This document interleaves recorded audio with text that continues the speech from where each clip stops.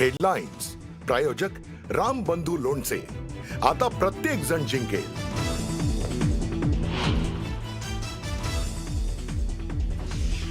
काँग्रेस राष्ट्रवादीवर जनतेचा रोष होता, तर मग भाजपाला आयात उमेदवारांची गरज का पडली?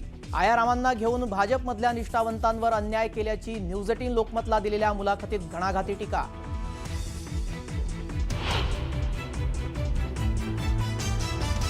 संयुक्त मुलाखतीतून सत्ताधाऱ्यांवर ठाकरे बंधूंचा हल्लाबोल. सत्ताधाऱ्यांच्या मालकांचा दिल्लीत बसून मुंबई महाराष्ट्रापासून तोडण्याचा डाव, राज ठाकरेंचा घणाघात.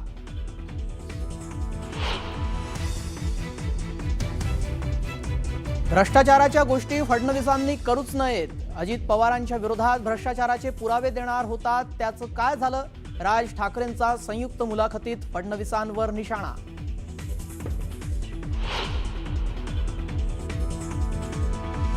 राजकारणात कुणीही सत्तेचा अमरपट्टा घेऊन आलेलं नाही. सत्ता बदलत असतात. ज्या दिवशी हे बदलेल त्यावेळी सगळं बाहेर येणारच. राज ठाकरे यांची जोरदार टीका.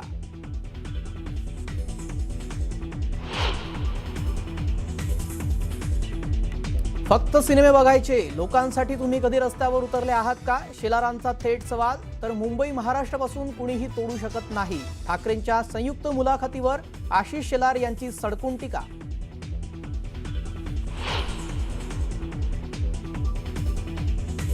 मुख्यमंत्री देवेंद्र फडणवीसांची मुलुख मैदानी तोफ नागपुरात धडाडणार. तर्री पोहा विथ देवा भाऊ या विशेष संवादात मुख्यमंत्री फडणवीसांची प्रकट मुलाखत.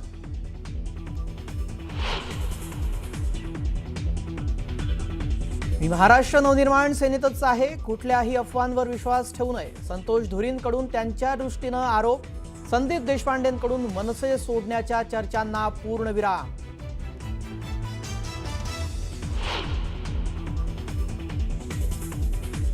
अंबरनाथमध्ये काँग्रेसला मोठं खिंडार. काँग्रेसचे सर्व 12 नगरसेवक आता भाजपमध्ये प्रवेश करणार. येत्या 2 ते 3 दिवसात होणार महाप्रवेश.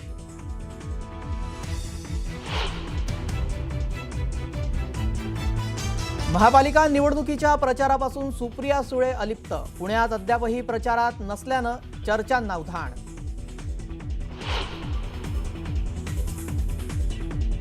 मुंबईत नियोजित हल्ला होणार असल्याच्या संशयामुळे अलर्ट जारी. सर्व सुरक्षा यंत्रणा सतर्कतेचा अलर्टवर. विमानतळांवर सर्व संवेदनशील ठिकाणी हाय अलर्ट.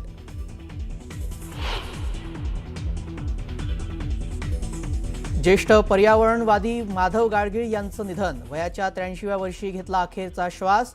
पर्यावरण संवर्धनासाठी झटणारा मार्गदर्शक हरपला. मुंबईतल्या शिवाजी पार्क मैदानामध्ये ठाकरे बंधूंची जाहीर सभा होती आहे. पालिका निवडणुकीसाठी ही प्रचाराची समारोप सभा ठाकरे बंधू घेणार आहेत. या प्रचार सभेचा टीजर देखील जारी करण्यात आलाय. पाहूयात.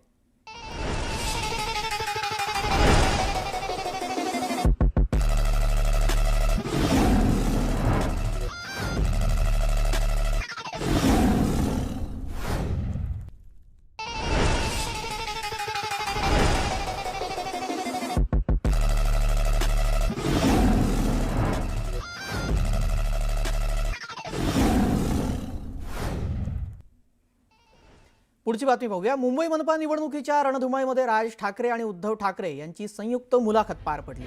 खासदार संजय राऊत आणि दिग्दर्शक महेश मांजरेकर यांनी ही मुलाखत घेतली. यावेळी ठाकरे बंधूंनी विविध मुद्द्यांवर भाष्य करत विरोधकांवर निशाणा साधला. सध्या महाराष्ट्रावर संकट असून महाराष्ट्राला वाचवण्यासाठी आम्ही एकत्र आलो आहोत, अशी भूमिका ठाकरे बंधूंनी यावेळी स्पष्ट केली आहे. मुंबईमध्ये बाहेरून येणाऱ्यांचे लोंढे वाढतायत, त्याचबरोबर त्यांची दादागिरी सुद्धा इथं वाढतीये, अशी टीका राज ठाकरे यांनी या मुलाखतीतून केली आहे. तर मुख्यमंत्री फडणवीस आणि उपमुख्यमंत्री एकनाथ शिंदेंवर देखील ठाकरेंनी हल्ला चढवला. अजित पवारांविरोधात फडणवीस बैलगाडीनं पुरावे घेऊन आले होते, त्याचं काय झालं असा सवाल राज ठाकरे यांनी या मुलाखतीतून उपस्थित केलाय. तर शिंदेंच्या बंडावेळी 50 खोके असं बोललं जायचं. 50 खोके म्हणजे 50 कोटी रुपये झाले. 40 आमदार म्हणजे 2000 कोटी झालेत. हे पैसे आले कुठून असा सवाल देखील राज ठाकरे यांनी या मुलाखतीतून उपस्थित केलाय. तर राज्यकर्त्यांचं प्रेम हे राज्यावर असायला पाहिजे, सत्तेवर असता कामा नये, असा सल्ला देत उद्धव ठाकरेंनी महायुती सरकारवर टीका केली.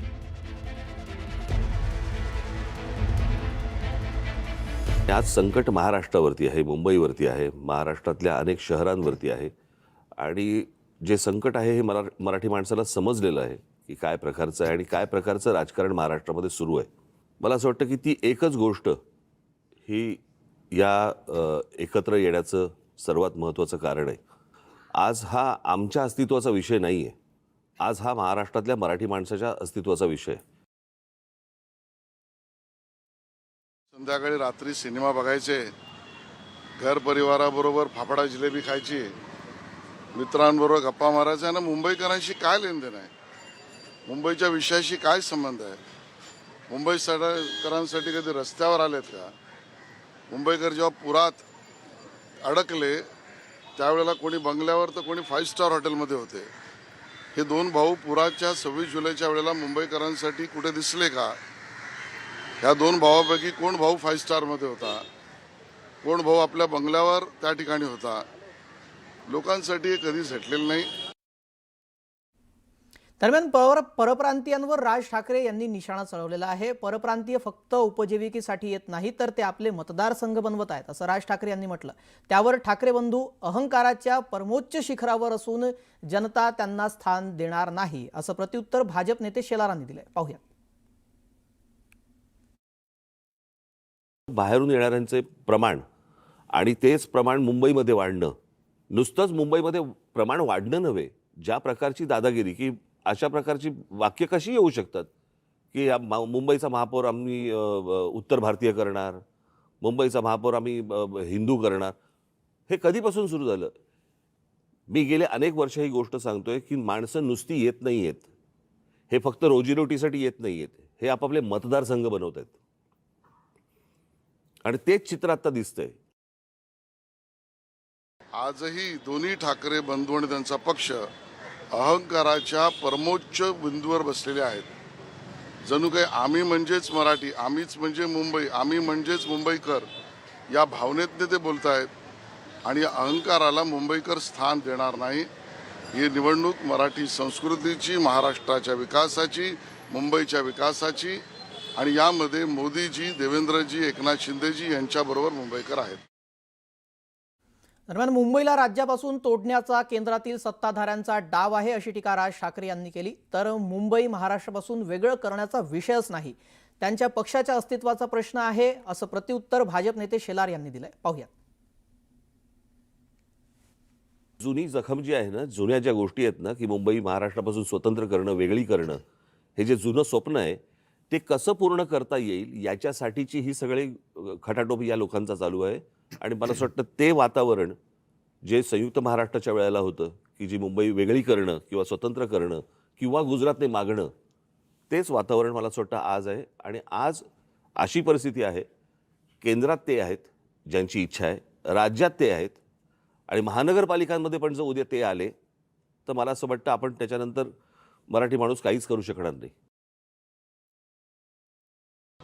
असत्य असत्य असत्य. जोवर सूर्य चंद्र तारे आहेत, मुंबई महाराष्ट्रापासून वेगळा करण्याचा विषयच नाही. आणि विषय असेल तर ह्यांच्या पक्ष अस्तित्वाचा आहे आणि याच पद्धतीच्या चुकीच्या गोष्टी मांडल्या गेल्यामुळे आज आपण बघतो शुभा राऊळ ते संतोष धुरी आणि असंख्य लोक, आता वीरेंद्र तांडेल काल, यांना सोडून चाललंय. त्यांच्या बरोबरची लोक यांच्या या मतांवर आणि यांनी मांडलेल्या विषयांवर बिलकुल विश्वास ठेवायला तयार नाहीत. मुंबईकरांचा तर विश्वास ठेवायचा प्रश्नच येत नाही. दरम्यान उपमुख्यमंत्री अजित पवार यांच्यावर गेल्या काही वर्षांपूर्वी भ्रष्टाचाराचे आरोप झाले होते आणि भ्रष्टाचाराविरोधात बोलणाऱ्या फडणवीसांनी अजित पवारांविरोधात काय कारवाई केली असा सवाल राज ठाकरेंनी केला.